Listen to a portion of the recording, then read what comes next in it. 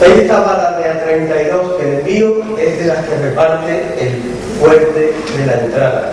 El que tenga honor y valor, que me siga. Yo voy delante con el Darlington para quitarle el miedo. Pueden ustedes imaginarse la que se formó cuando el comandante de la flota recibe este mensaje. Un poco más o menos es indescriptible lo que allí se dijo. Pero Bernardo de Galvez, a bordo de su bergantín, cuando dan las 2 de la tarde del día 18 de marzo, acomete el cruce de la bahía de Panzacola y logra pasar sin daño notable ese estrecho, pese a que le disparan 27 cañonazos de A32 y de A8. Él no era un loco, no era un hombre que no pensase las cosas, al contrario, era un hombre muy instruido y sabía que podía afrontar el cierto riesgo que suponía atravesar este estrecho, pese a las 7 piezas de 32 libras y a las 6 de 8 que le iban a disparar desde el fuerte de Barrancas Coloradas.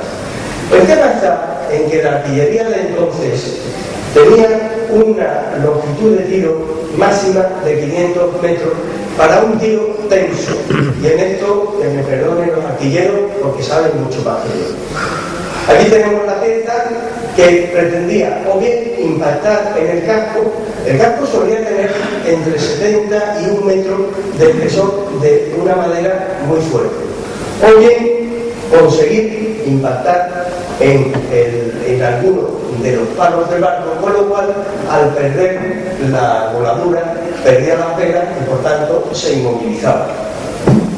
Bernardo tuvo la perspicacia de darse cuenta de que él iba a cruzar el estrecho de Panzacola por el punto en donde existía mayor sonda, pero que las piezas de las Barrancas Coloradas no le podían tirar en tiro tenso, sino en tiro curvo, con lo cual la puntería era francamente difícil.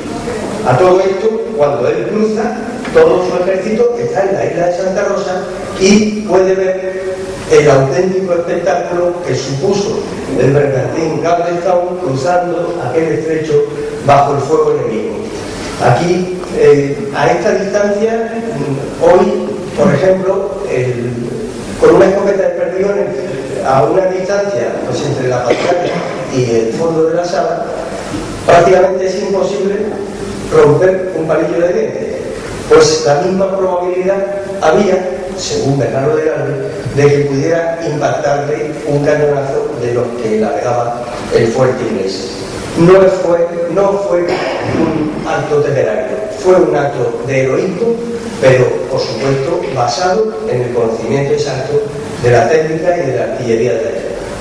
Bueno, se ha producido ese éxito glorioso, las fuerzas han podido cruzar y ahora llega el momento de establecer el cerco de estos 3 grandes fuertes, Medialuna, Sombrero y el fuerte Jorge, que protegían Panzacola.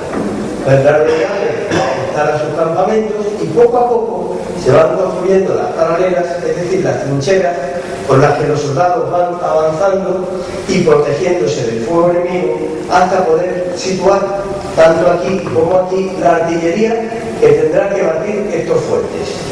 Y los batió con tanto acierto la artillería española que hubo un momento en el que una granada impactó sobre el fuerte de la Medialuna y voló como magníficamente recoge ese óleo estupendo de nuestro querido amigo y compañero Rodrigo.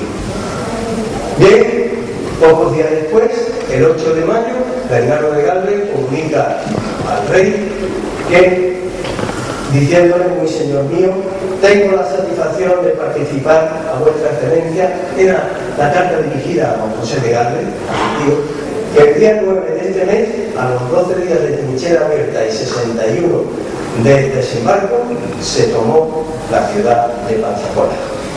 El rey, por supuesto, admirado de las trascendentales victorias de Bernardo de Galvez, le concedió el empleo de teniente general de los Reales Ejércitos, le concedió el título de conde de Galvez y le concedió el blasón que vemos ahora. Esto fue también una petición que hicieron los habitantes de la Luisiana. En su blasón apareciera la flor de lis, porque no hay que olvidar que Luisiana fue una posesión francesa.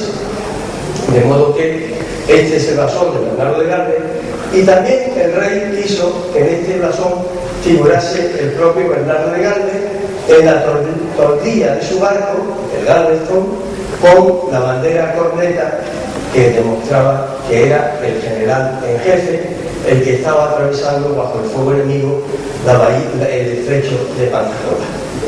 En esta conferencia, hablando de Bernardo de Galvez, no podemos olvidar a su padre, también nacido en Macharviana, don Matías de Galvez, que fue un gobernante excepcional que consiguió romper las ofensivas inglesas que pretendían conquistar el centro de Centroamérica y con ello partir en dos los dominios españoles, y que por sus méritos alcanzó también el empleo de teniente general y luego fue nombrado virrey de México, en donde tomó posesión el año 1784.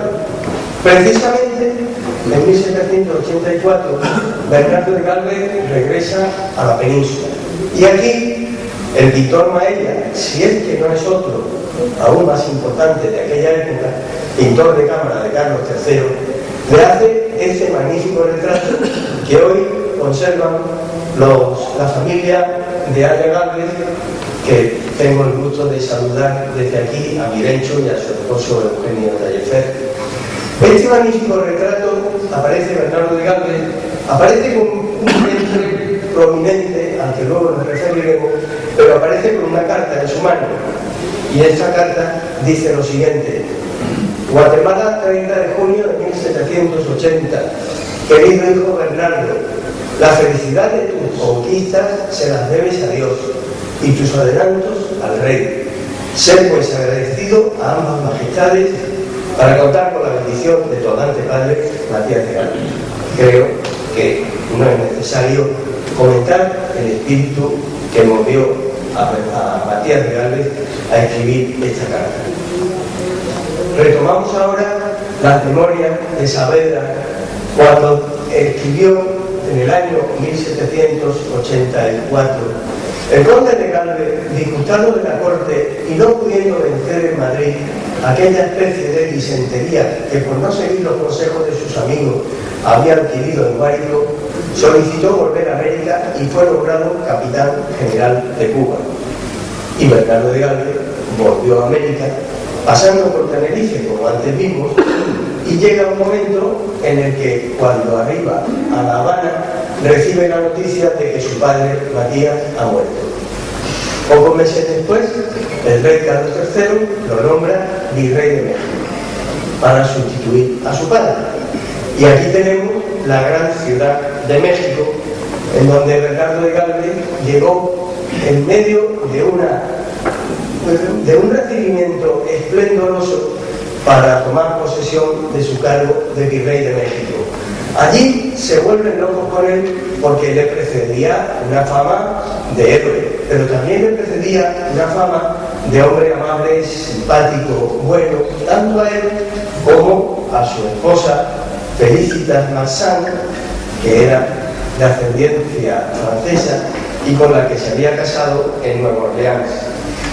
Bernardo de Galvez, una de las primeras papeletas que tuvo que resolver como virrey fue atender la hambruna que comenzó a padecer el pueblo mexicano ante una helada que, arrasaron la cosecha de trigo y maíz y que llegó casi a provocar una inmensa tragedia.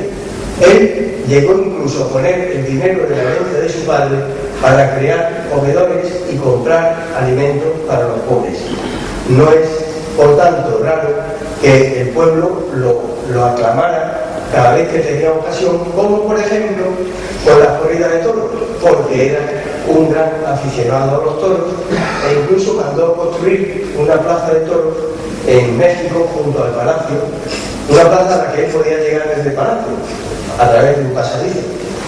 Él, en México, escribió esta carta a Saavedra y le decía, el 3 de agosto de 1786, yo espero volver a ser padre dentro de pocos meses, porque mi mujer ha engordado mucho de la barriga. La mía, su barriga, ha andado de mala data en el mes anterior, en que un maldito ataque de diarrea me trajo el retortero por algunos días. En ello padecí bastante, pero ya disipada la borrasca, voy ganando el terreno perdido. Y es que Bernardo de Gálvez contrajo en el año 1777 una enfermedad en Nueva Orleans. Fue un parásito que de los muchos que pululan por las aguas de los ríos, y sobre todo ríos que estén contaminados, y esta enfermedad la acompañó durante el resto de su vida. Él fue un enfermo crónico durante 9 años, y a pesar de eso, pues pudo hacer las hazañas que hemos visto.